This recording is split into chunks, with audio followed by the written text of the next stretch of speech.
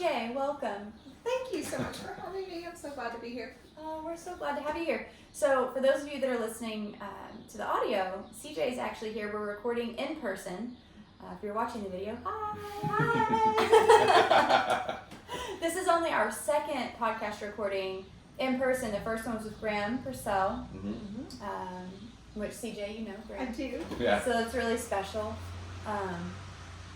But we wanted to start by sharing with everyone how we met Cejay. We like to talk about how we met the people that we're in conversation with here, and y'all will have to help me in case I mix up any details or if I'm forgetting anything. But I'm the one that sure. usually mixes up all the details, so Well, this would be a I'll see if I can teamwork add to effort. it. Yeah. So I'm pretty sure we met at a cacao ceremony. Like, that's the first time we met in person. We did at a park. Yes. Allison, Yes. our friend Allison, she's our mutual friend, invited me to this cacao ceremony, and with Nicole Castile. And I remember it so vividly because she had us draw those cards. I know. was just thinking that. Yeah, I got my card and I was so mad until I read the description, and then I wasn't mad anymore. So What was your card? It was the vulture. That's right. Ooh, That's yes. right, the vulture. Mine was the phoenix. That's so beautiful. I know. And this is really interesting. Do you remember what mine was? Because when I drew it, when I drew it and sat down, she walked by, she saw it, and she looked at me and she went, Was it the hawk? yeah, it was a hawk. Mm.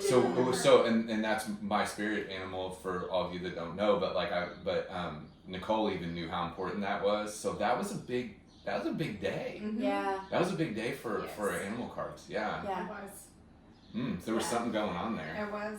I love that we each remember our cards. Yeah. Well, it was a Those are powerful day, powerful, and that's yeah. amazing that we met during that time, and that there's probably something going on there about like our meeting and the energy that we've had since then, for sure. I agree. I definitely agree with that. And it's so interesting because Allison, that you brought up, Allison is someone that we've known for a while, and she has cooked at our in-person retreats. And Graham, that we were talking about, he also cooks at our retreats, so it's kind of cool. Wow. But Allison then, I think, recommended you to come to our winter retreat that we were hosting, and that's how we really got to know you, was in that space, and that was in New Harmony, Indiana, where we're based. And so that was I think retreats are just such a great way to get to know people. I mean, even as hosts, I mean, you're both retreat hosts too, and and have attended retreats, and so it's like, and we can get to that later because that's one of the things I think we had on the list to discuss. But yeah, it's really, really just special. So thank you again for being here with us today. I'm so happy to be here. Yeah, and so we usually, to start, we'll go around and share something we can each share. And for anyone listening, we'd love for you to send us a message and let us know what is something that's happened that has brought you alive recently, or a time when you felt most in your element. And we can start. Cejay, would you like to go first? Oh gosh, put me on the spot. I know. Here. It was going to be you or Matt. I know, Matt is always so good. Always first. So many things recently had just not only brought me alive, but have allowed me to settle in. I've been in such a transition in this phase of the journey, graduating nursing school, and then moving out of our roommates and into my own space, and just really settling in. And I'm starting to feel, you talk about feeling in the element, just feeling within myself that, what is the words that I want to articulate to how I'm feeling? Just at peace and in a harmony within my own space. Not only the space, but the space within. And that really just sparks so much aliveness, because I feel that I'm really working into that trusting the process, and that just falls into the fear of things and having the courage just to go out and do. And something that you had shared in your blog that really sparked something within me about if you don't, help me out here. You Okay. said that if people don't do it, it's because they don't want to. Yeah, Yes. I do believe that.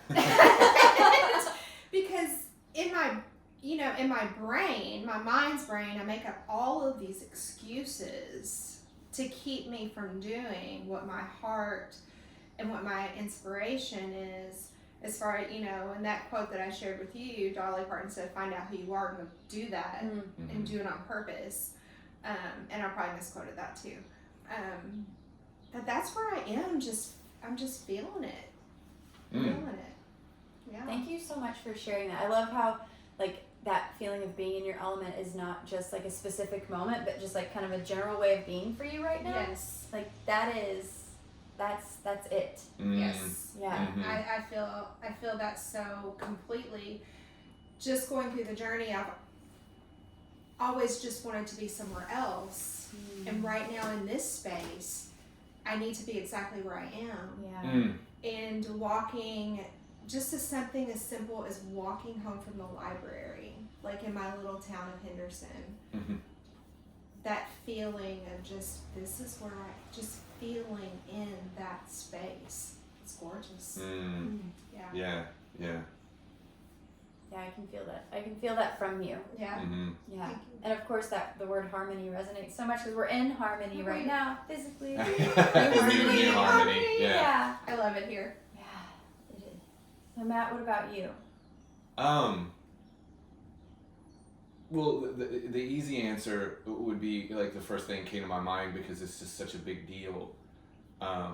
Was just at our self-care summit, which we just hosted, and like those 2 days hosting the speakers and I was actually a presenter this time, like an actual presenter, and did an hour-long talk on poetry, which was scary and vulnerable for me.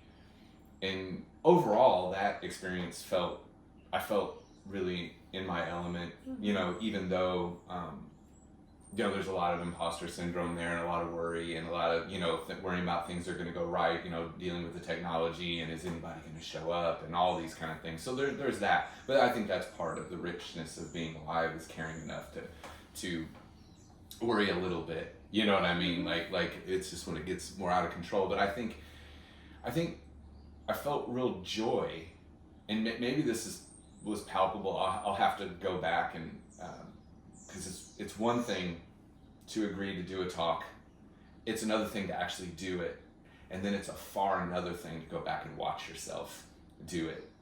And we were talking about this a little bit off the air about something else, but I'm kind of curious because there was a moment when I was reading one of my poems, actually the first one I ever wrote, which is really emotionally moving for me and very difficult to get through.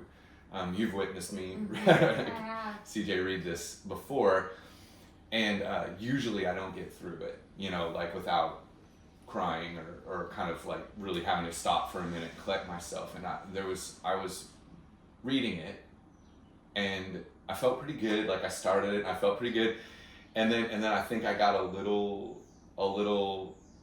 like maybe a little bit lost in it, like and I felt, and I'm like, oh man, here it comes, and I could kind of feel the emotion starting to come, and I can't say like I did not want to show emotion or anything. Like I wanted to get through it. It's hard to be that kind of emotional, especially when it's being recorded, but I wasn't resisting it or anything. But then I felt this sort of like visitation, like of the people that were at the retreat, that first one, the really powerful one, for this particular powerful one for this particular thing. It was our first one ever, and I remembered those people kind of visited me in my mind, and then the people that were present to the talk there were kind of very present in my mind, and then like sort of I felt like this all happened in a moment. It wasn't like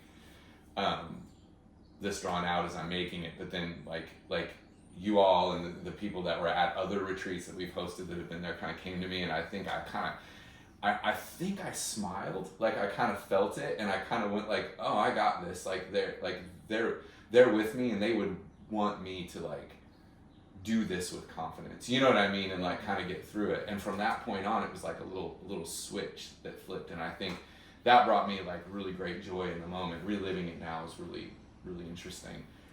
It will be interesting to see like what that looked like, you know, to the viewer, or how it felt to the viewer. But yeah.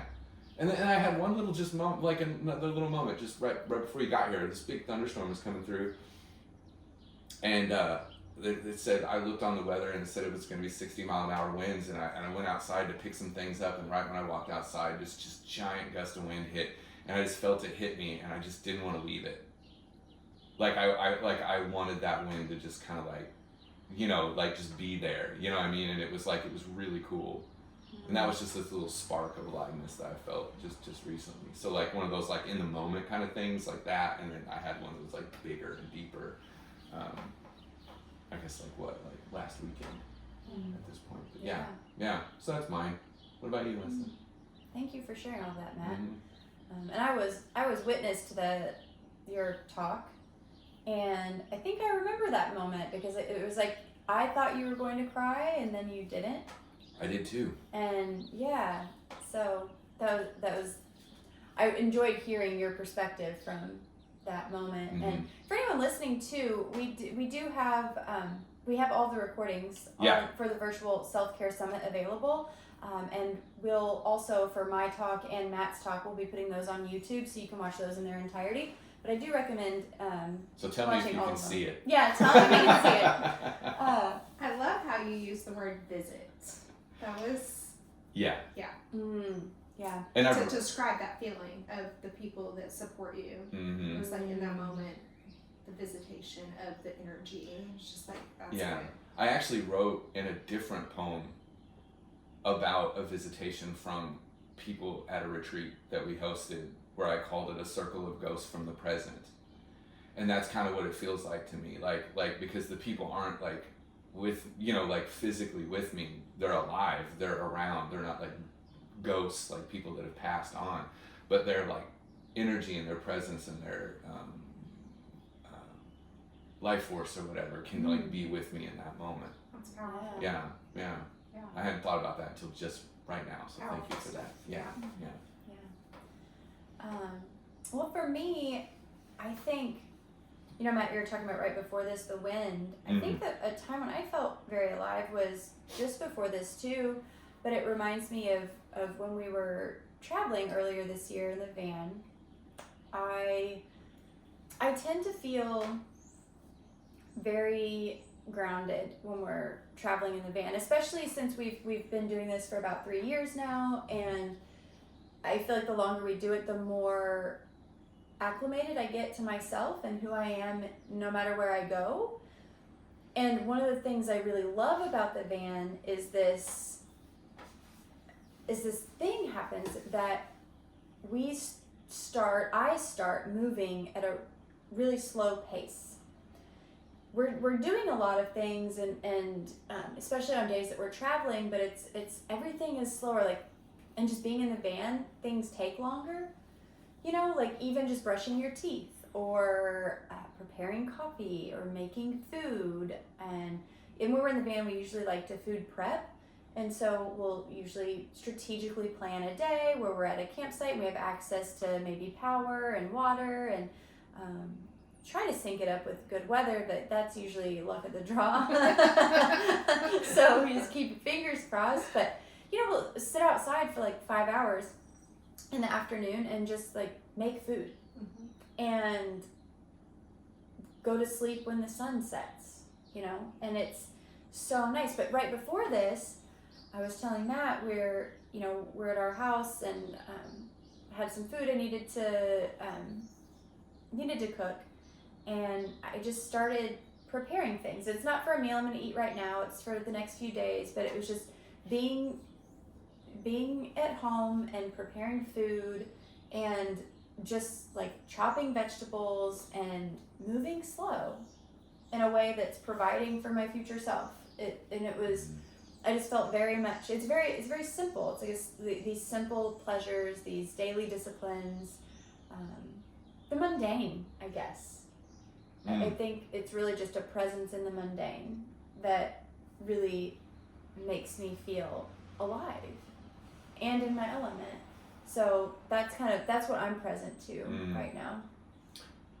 Cejay, I'm gonna put you both on the spot because I can't remember that you said earlier today in a session that we were in earlier that you said tiny, small beautiful things. Small beautiful things. That's what I was thinking of, and those that was words. in regard to a win. Yeah, like yeah. What's a win? Yeah. Just the small beautiful things, and that was really powerful that you said that too. And it just, what clicked in my brain was feeling alive in the things that most people find boring or a chore or. I am feeling that so deeply when I say that I'm settling in. When I could picture myself right before the guided discovery today. That's what I was chopping vegetables and I was making up some food and some vegetables and I was so excited. And I was like, this is the greatest thing ever. And these Brussels sprouts are so pretty. And just that's powerful. It's so good. Yeah. Since I haven't brought up David White yet, I can do that now and get it out of the way. Would you make it 10 minutes? Yeah. 16 minutes and 18 seconds. But is that a record? It might be a record. No, it's definitely not a record. But he has a poem called "Everything Is Waiting for You," and that this is all it's about. Is like everything is waiting for you. Like everything around you, everything that you're surrounded by, everything you're doing is just waiting for you to notice it and to find a home in it, and to find yourself in it, and I think it's a hard thing to do nowadays, but yeah. Well, you saying that reminds me of something that you said about being on the road and how you're feeling at home on the road, and it's. And correct me if I'm wrong, because I feel like I'm feeling that same way, is just feeling at home within and just carrying that with us. It's no matter where I am, I still feel at home. Yeah. I had that. Go ahead. Well, I was going to say something else I've noticed is that it's the same things that make me feel not grounded while I'm at home, or while I'm they make me feel not grounded on the road. Or things that I feel not grounded with on the road that maybe I notice quicker because I am in different situations and out of routine, things like that. I notice that it doesn't matter whether I'm out or at home. Like because journaling is is a huge part of my life. I journal almost every morning. If I stop doing that while I'm traveling, it really throws me off. But it really throws me off if I stop journaling while I'm at home too. So that's an interesting thing, because it used to be when we first had the van, a lot of things just threw me off, like anytime, all the time. And now I'm able, since I am able to find that ground anywhere, it's the same things that also knock me off anywhere. That's good. Yeah. It's really good. Yeah, I was just relating on that same sense to what you were talking about of being at home. Like I had this when we just came in off the road. I had this epiphany when I walked through the doors of our house, that whenever I walked into this house, I didn't feel anything. Not in a bad way. I wasn't whatever, or I wasn't just numb. I was just walking to this house, I feel like when I'm walking into the van, or when I walk into an Airbnb, or if I walk into a hotel, or if I walk into wherever I'm going to be, it felt like another just place for me to be. And I thought, wow, I wasn't trying to feel that way, but I thought but maybe I have been trying to feel that way in general. Yeah. But I wasn't trying to feel that way, and it took me a minute. I've talked about it a couple of times since then. I just think I felt this wonderful sense of non-attachment to it. I wasn't any less grateful, maybe more grateful for it. Yeah. Because, but less attached to it. Where I didn't feel like this. Oh, I'm just so glad to be here. I'm so that roller coaster of emotions when you're just grabbing it, whatever. And I felt that way on the trip too, in all these places. And so I think I had more space to be aware and feel deep gratitude for these places, like the Grand Canyon, or places where I didn't feel scarce when I was there. I felt and I didn't feel it here, and I didn't feel it other places. I mean, I'm still susceptible to scarcity for sure, but in other aspects. Maybe not with that, yeah. But not with that. Yeah, and so that felt really good because it was maybe a sign, and I don't know, time will tell, that I'm more at home in myself, which I haven't been for most of my life. So, made me think. I feel that very deeply. Yeah. Yes. Yeah. Mm. Good stuff. Yeah. Yeah. And again, if anyone's listening, if this is resonating with you, we'd love to hear from you. Mm-hmm. Send us a message. Just let us know, maybe even like how you're finding home these days and what it feels like to you. And I know, Cejay, before we started recording, we had asked you a question that you didn't answer that we wanted to hear the answer to. And we were just chatting, and we realized we didn't know why because you wrote to us. We've got a submission form on our website for anyone who wants to be a guest on the podcast. Mm-hmm. We love just talking to people, and you filled that out, and if the answer was on there, I don't remember it. Mm-hmm. But we were wondering why you decided to ask to be on the podcast. I felt like it was extremely important for people to understand the work that you do and how it's impacted me in such a positive way in my journey. And I felt that just being candid, and I feel that we are in a place in our relationship that we've gained to trust one another. Mm. I've allowed your work into my life and how it has presented each time. This just working one-on-one with you through the guided discovery and really coming into what my values are has really brought me to this place of home. And I liked the quotation marks because the home within the self, and that's capital S and small s too. Yeah. Oh yeah. It has just really shifted a lot of things, brought things together, I should say. It's like, whenever my spiritual journey really started, of course it started when I was born, but it really started to pick up when I lost my son in 2017.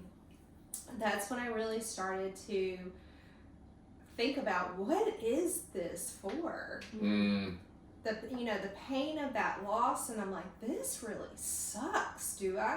Why? And once I started to really focus in on that, that's when things started to kind of fall into place. And then an unexpected breakup in my marriage, and I think that's when we met, was like right after that. I think so. And then the winter retreat, that's when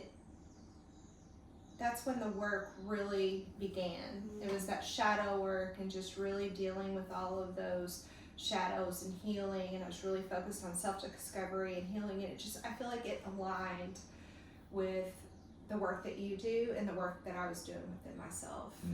So I just felt like it would be a perfect opportunity to share with all of your listeners how important this work is. The work that you're doing, the work that I'm doing, and the work that even though that people don't even realize the work that they're doing until it's recognized. So that's why I wanted to come.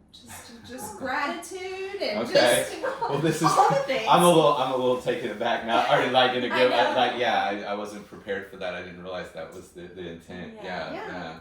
Thank you. Of course. Yeah. Thank you. And no, thank you. I can't help but think, you talked about losing your son, and so often people, you hear stories like the people that kind of come to this realization or this turning point or wherever you want to call it in their life comes from tragedy, or something really difficult. That's a story and an experience that a lot of people have, and I think that one of the reasons I think why we do this is because we're all going to have tragedy in our lives. Things are going to happen. Some people have had the different all kinds of different things happen, but that doesn't have to be the catalyst, you know, like sometimes that's what it takes. Like, I mean, I had a few experiences that sort of like led me on my journey. But like to kind of have this is the place for people to, like, if you haven't experienced that kind of tragedy, like people that have had it can point in a way to where you don't have, it doesn't have to be that kind of a thing for you. And if it has, this is also the place to be, you know, to feel it, to be with it, to like to even share it if you're so called to do that. So that's just really, really amazing that you're here to like talk about that. And to be frank, I'm not even 100% sure how to go, what the next question would be, knowing to talk about like what we're doing. Yeah. Well, I want to just say too, like, Cejay, honoring you for your showing up to be with us in these containers, you know, the in-person retreats, because we've worked with you in so many different capacities now, like the one-on-one retreats, and I think you've come to one of my yoga classes. Yes, we did the drumming with Cody. Of course. Yes. Yeah. Yes. And then now you're in the one-on-one guided discovery container with us, and our new guided discovery group course as well. And we've co-hosted a retreat together as well. So you've been an attendee and also a co-host. And that was something else that comes to mind with you, is like you're like taking what you're learning on this path and using that as a catalyst for change for others, which is in essence what we're doing too. Yes. You know, and it's such important work, and we, like, as facilitators and hosts, and you know this too, like, we're really just guides. Yes. And we're all just helping one another and doing all of this in community. But yeah, we're like, even I know we just mentioned the guided discovery group course. That's something that Matt and I have talked about doing for like 4 years now. And we finally, this year, we're like, okay, it's gonna happen, or it's off the list of things to do. Like, there comes a time. Where it's gotta just go. It's either poop or get off the pot. Yeah, exactly. Right. Yes, exactly right. That's it. Yeah. And like, if anyone's an entrepreneur that's listening, like, I'm sure you probably have a list of a million ideas that you want to do, and so you can maybe resonate. But we were almost to the point of canceling this cohort.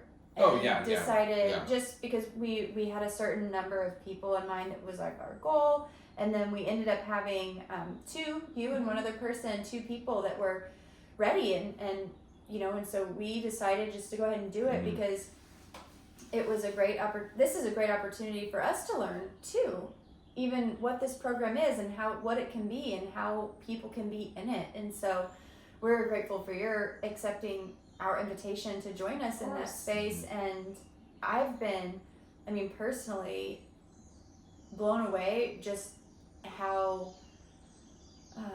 dynamic the conversations become. Yes, I agree. Yeah, like, they're great with the one-on-one experience. I guess the Matt and I being one, and then like you being one, yes, in that one-on-one container. But it's a real joy just to even see how, like, even the conversation, like values, like we talked about today, how that changed in a group setting. Yeah. Or just evolved. Yeah. Even. Yes. And I think it's a continuum. Yes. Yeah. Continuum. And values, like, we've talked about this probably on the podcast and in other places, but like Leslie and I are big into the basics, like the fundamentals, like. And it's a scary place to be sometimes because, like, you know, we like to bring people into the fundamentals and the basic stuff because we think there's just so much power there. And I think that like, I'm curious, values are one of those things. Values are talked about a lot. You know, it's hard to, even like go out and talk about values, and most people have heard of values work now. It's very, very rare do you come across somebody that's like, I don't know what that is, or you know what I mean, and they've done it, but it's just so powerful. Like how like what has your experience been like? You know, you mentioned earlier like the values have given you more clarity and more like talk. Do you mind sharing No, about not that? at all. It's just simple things of saying no to invitations that don't serve me. Mm-hmm. It doesn't align with my values. Mm-hmm. If over the next year I had dedicated to sitting, and sitting is very hard for me. This next year is just when that resonated with me, and then it was confirmed. I was actually in a therapy session with my therapist, and she said, "You're not going to like what I have to say, but I really think you need to take this next year and just sit." And I just slapped my hand on the table and I said, I've been thinking the same thing. I've been feeling, I didn't say thinking, I said, I've been feeling the same thing. I just didn't want to accept that because, as you both know, I love to travel. I want to always go and do and be somewhere other than home. And I just felt that this was what I needed to do. And just being home and having these values, I'm able to say no to the things that no longer serve me. And it is really, like I said earlier, it has shifted in such a way that I'm really starting to trust myself. I'm really starting to trust the process. And it helps me to ground into where I'm supposed to be and what I'm supposed to be doing. And there's no guilt behind it. There's none of those things that can often sway me personally, because I want to please everyone and I want to heal all of the things. Well, I can't do that if I'm not grounded or healing myself. So the values work has really set that forth. I feel like that was that ball was just sitting there, and it was just the thing that like, and now the ball's just yeah. Wow, that's a powerful analogy. Because I feel that like as soon as you said that, I'm thinking about my own experience the first time I selected my values, and that's it.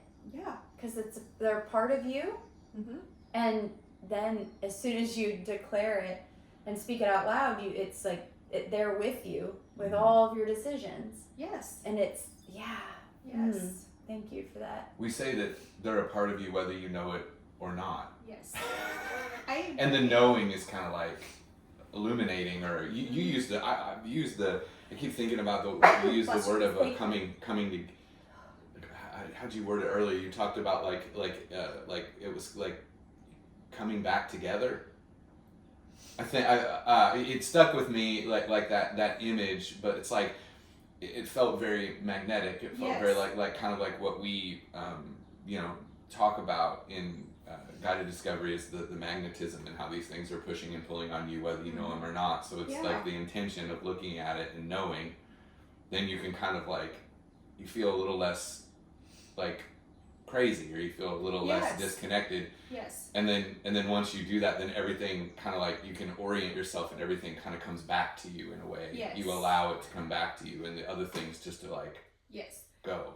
And just in a financial aspect of, and you, because we were talking about abundance and scarcity, and just having the financial goals and letting go of things that no longer serve me, and picking up, creating new habits and new disciplines that do serve me. And in making those decisions, when those values are there, it's almost like a no-brainer. It's like, well, that's not within this. It's like, duh. Yeah. So it is, it was that shift. And that's really why I'm sitting like right here in this chair, is because it's like I wanted to like scream to the mountaintops, this is such important work, people. Yeah. And it was like I said, that Yeah. I'm going to remember that analogy. It's so good, so powerful. And thank you for, of course, wanting to be here and share like how important it is. I know that the guided discovery process for us and all the work, the containers that we create have had such a profound impact on our lives. I mean, that's why we're doing it. Mm-hmm. Like, that's why we're here. That's why we're here too. Yes. And I guess I'm curious. So you've been to the retreats that we've hosted, and we've co-hosted a retreat together as well. I'm curious about what your take is on retreat spaces. Why are those so powerful, or why would you recommend those for people? Oh gosh. If we lived at a retreat, would it still be a retreat? Yeah, I don't know. That's a great question. When you're in a community of people, when you take your finances and invest in something like a retreat, and you are trusting the facilitators and you are trusting the space, there is something to be said about that. Mm. You're creating within yourself and within the community a basis of trust that, and you're there looking for something, and we don't know what's going to happen. And that's the one thing that I love. You don't know what people are going to show up. You kind of maybe know the content. Like, I signed up for your North Carolina retreat, had no idea what it was even about. And then I saw it was on resilience, and I'm like, gosh, I needed that.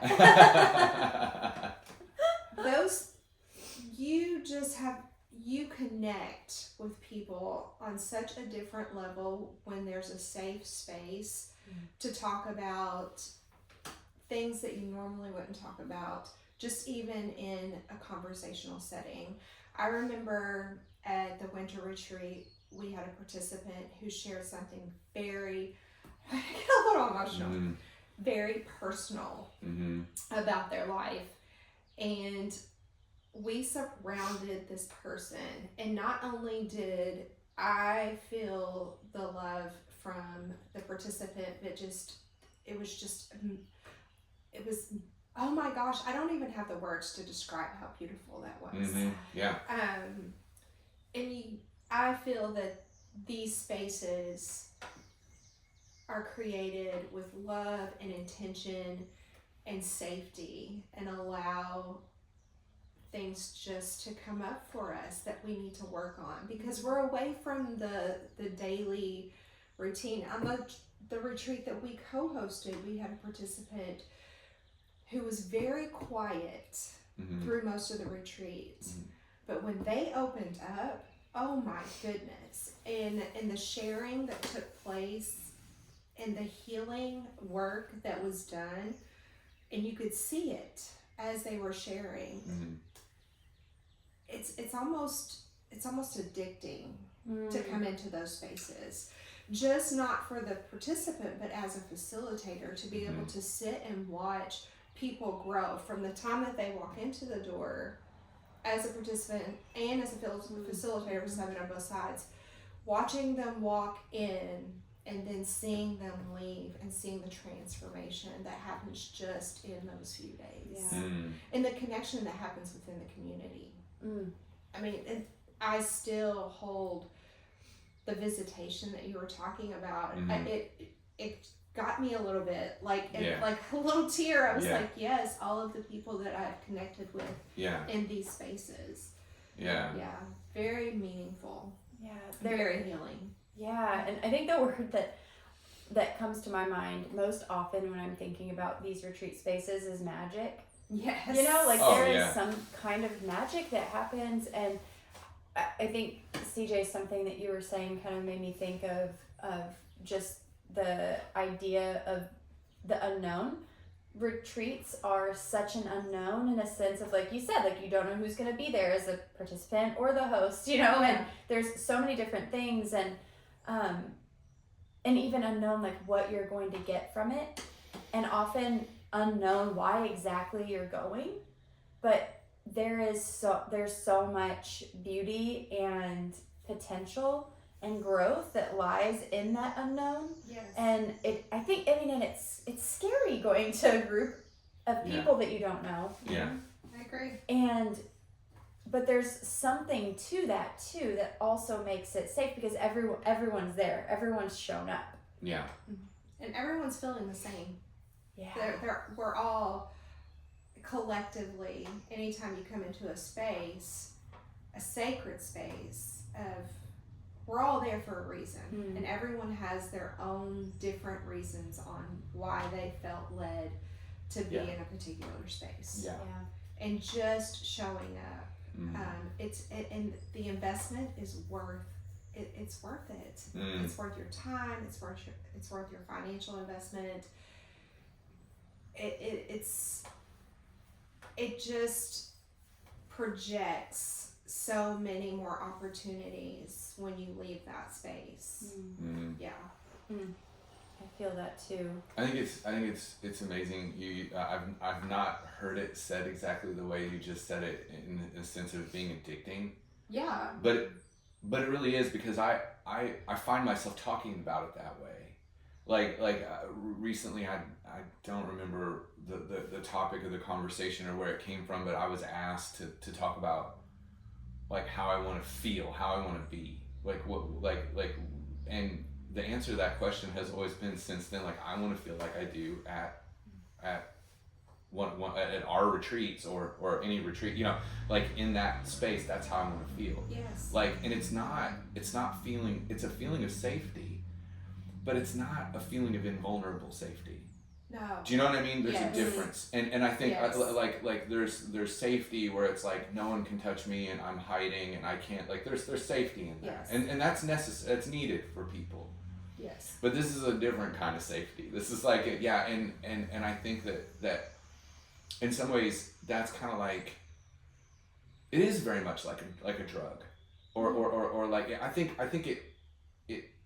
it pings the same things that like a drug does in your brain, and It's it that stimulates reward. the same the Yes. same, but it's doing it in the way that we were intended. Yes. It's what that stuff was put in there for, not to be kind of like poked around at by like drugs and things like that, but to be like brought about in a certain way. Well, what you had said about the invulnerable, it's actually a vulnerable. We're being vulnerable, and we're being willing to be vulnerable within that space. Yeah. And maybe addicting, but it's creating those habits. Yeah. That is something that when we go to the grocery store and we are selecting the foods that are healthy to put into our bodies, we can go one way or we can go another. Mm-hmm. We can either be addicted to the Oreo cookies, or we can be addicted to feeling good within our body. Right. It's that, and these spaces are going to the grocery and buying my Brussels sprouts and my asparagus, and maybe I'll have one Oreo cookie, but not the whole bag. Right. Kind of thing. I want to pick up this mic and drop it right now.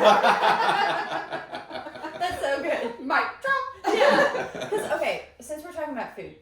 I love food. Oh, I know. Where so are we going much. here? All right. I don't know. I'm gonna start talking, and I've not said any of this out loud in this way. So I guess I'm welcome. The elemental conversation. I love it. Yeah. Something I love about retreats, which is similar to like a camp. Yes. Like I love that there are meal times, and you go and like a meal's prepared. I mean, it's really quite childlike, because when you're a child, someone else is typically preparing your food for you. Yes. And you've got 3 meals a day and your snacks and all these things, and like that's what happens at the retreat. It's you've got meal times, and then there's like you are out, like I don't know, maybe you go take a nap, or maybe you go journal or go for a walk or go do whatever you want in your free time, and then you come back at mealtime and there's just this gorgeous homemade display of food. So yummy. How good was that burrito after that hike? Oh my gosh. Yeah, Graham, we're calling you out right now. Yes. Graham Purcell, yeah. Y'all, listen. Listen, y'all. We went on this sunrise hike that Cejay, she navigated and led for us, and it was magical. It was in the Red River Gorge, and we knew we were going to be hungry, and we needed a snack, and we got out to the point where we could see the sunrise, and it was beautiful, and Graham had gotten up at like 3:30 or 4 a.m. for us and made us these amazing burritos, and Matt carried them on his back on the hike until we got to that point, and so we sat watching the sunrise together on the edge of a rock. Eating our burritos. And you remember that real lucky camper that got the extra one? Yeah, we had one extra. We had one extra, and we found a person and gave it to him. Yes. So he was like, "What? Sure." It was so much part of the magic. The food was, and so good. Coming up that ridge and the sunrise, and the moon was still out. And oh my gosh! Sun on one side, moon on the other. Yeah, that was powerful. But but that is part of that container, that retreat container is being taken care of. Because there are so many times in our lives, well, every day, it's coming back to the daily disciplines I'm talking about. Yes. I love them. I love doing those things. I've chosen to love doing the things that I get to do if I'm alive.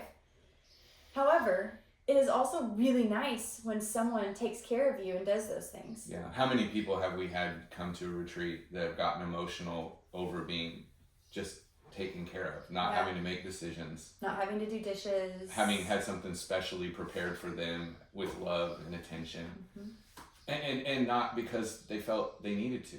Like because we want to do this for them. It's not like an obligation. It's not like. And we ask, like, what's your favorite snack? What's your favorite treat?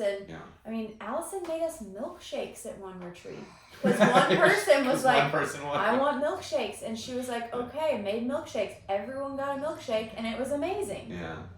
Anyway. Oh, the food. I was thinking about the hungry eggs, the basil eggs. Oh, she yeah. And that she just threw that together. Yeah. Props to Allison. And Graham. And Allison and Graham. Yes. Oh my gosh. I'm excited now. Yeah. So excited. Yeah, I'm just excited. Yeah. I don't even know what about. Just all the things. Yeah. All the things. Yeah. I think it's fun to talk about the retreats and even just revisit it because it's such a unique space. Yeah. From the day-to-day life. I agree. And it really does allow for all the things you were talking about earlier, Cejay, to really complement and enhance and even start a journey of self-discovery, a journey of loving yourself, of knowing yourself, and I think even just learning how to ask for what you need. Yes.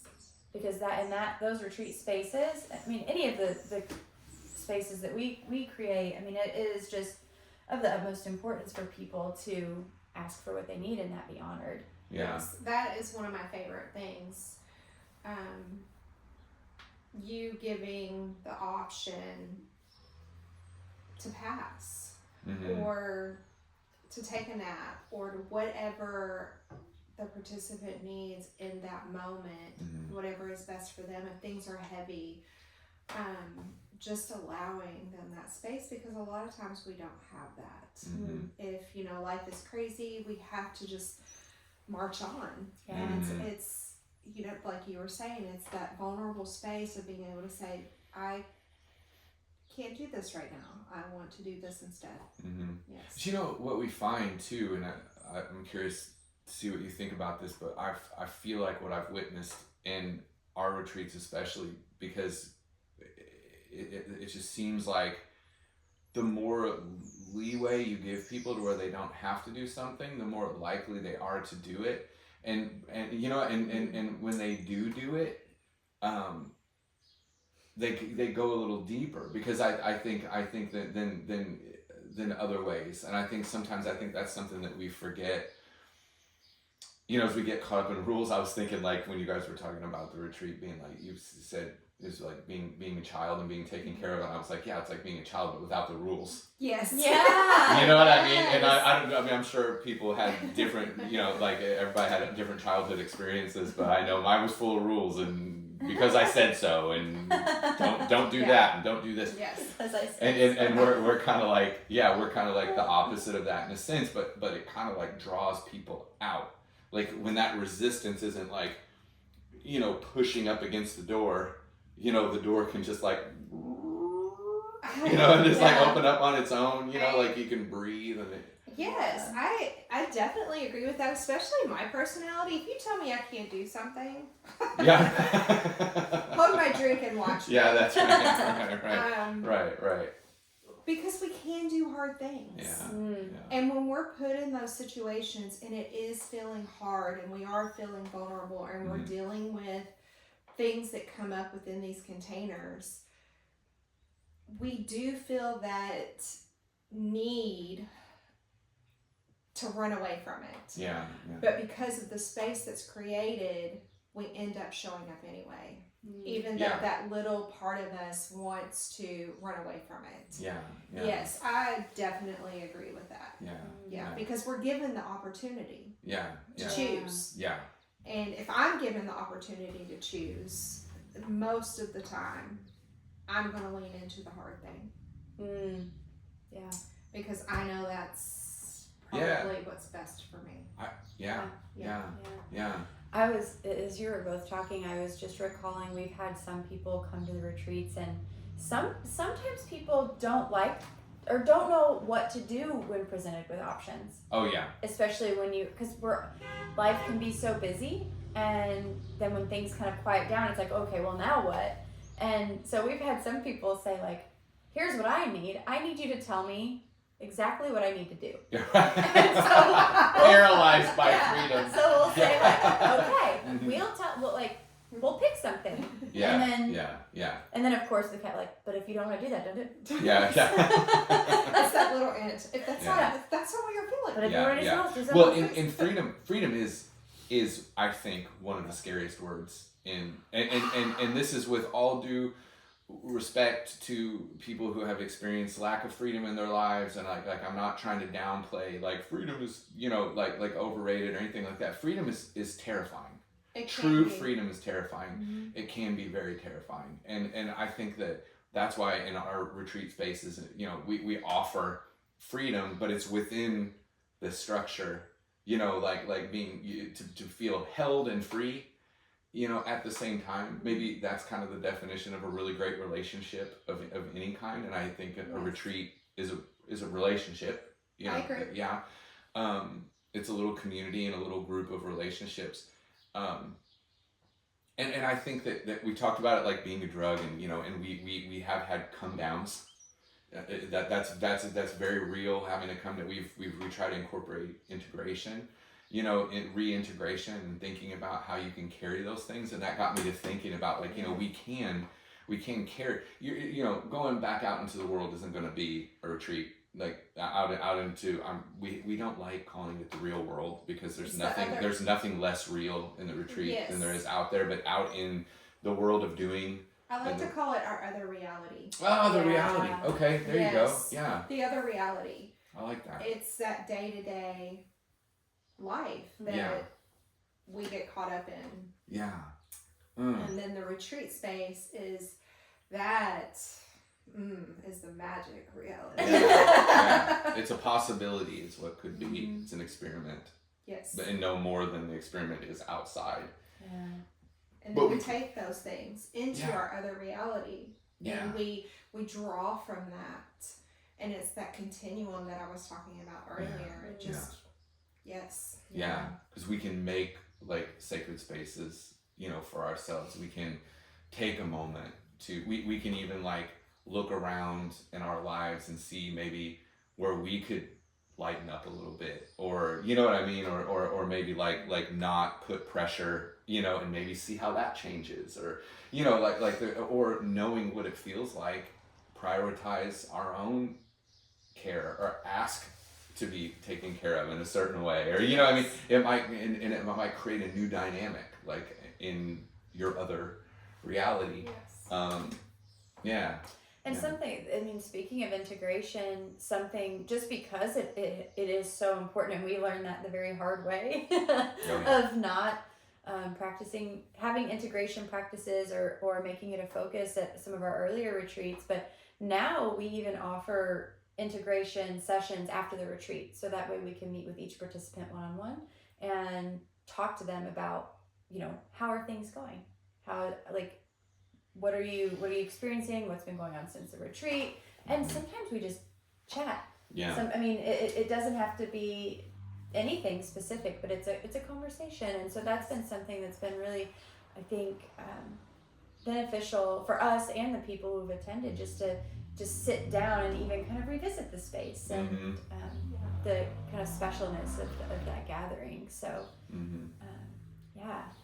I think it really does. It opens you up to possibilities that maybe you didn't know existed. We've had so many people that have attended a retreat that said, before I attended this retreat, or before I had a space like this, I didn't know that this was possible. Yes. Like I didn't, like we've had women say, like, I didn't know that I could be in a group with men in the group and that men could talk like that or experienced emotions in this way, or I didn't know that I could, like, you know, we've had retreats where we've jumped into, you know, like cold water in a pool, and people were like, you know, or at a waterfall, and people would like say, I didn't know that I could do that, but in this space I felt like I could. You know, we've experienced that ourselves. Like I've done so many things at our retreats, even that like I didn't know I could do, or I didn't know it was possible. And just knowing that that's possible, you can go out into the world and imagine a different scenario. Yeah. I agree. It's that leaning into the hard things. Yeah. And maybe they feel less hard. Yes. When you're with in those types of situations that you could create on your own. Yes. Yeah. I agree. Yeah. Well, yeah. So, CJ, do you have anything else you want to like leave us with? Do you have like a any parting thoughts or like main takeaways that you would want, like, if there's like one thing you would want people to take from this conversation? Yeah. Oh gosh. Or whatever, 5, whatever. I think when you said the freedom, that really resonated. It's having that freedom of knowing, and these are the things that you pick up within these containers, all of them, the guided discovery, the retreats, just in your personal work. It's that freedom of making those decisions to do the things that will heal you, to be able to go out and do the things that you're called to do and your purpose. I mean, we're all here just being humans, trying to love each other the best we can. So yeah. The best we can, doing the best we can. We are. Yeah. I feel that. And I think the community is so important. Yeah. Well, thank you so much for being here today, and for so much for yes, and for just asking me on the podcast so you could talk about all the wonderful things we've all done together. Yes. This is quite honestly, it's quite humbling. Mm-hmm. So thank you. Of course. It's my pleasure. Yeah, I'm so grateful. And we love talking to you, and it's just like, so it's always an easy conversation and a fun conversation, and just give us a mic. Yeah, yes. That's right. That's right. Well, thank you all for, if you're here listening, thank you so much. And again, please reach out to us. And if you're interested in coming to a retreat or going through the guided discovery process, I'm also just starting to do personal one-on-one coaching, which is very exciting. I haven't really put it into the world yet, so this is my first time actually saying it. So we would love to have a conversation with you and just support you on your journey and go from there. So thank you all for being with us, and thank you so much, CJ. Much gratitude.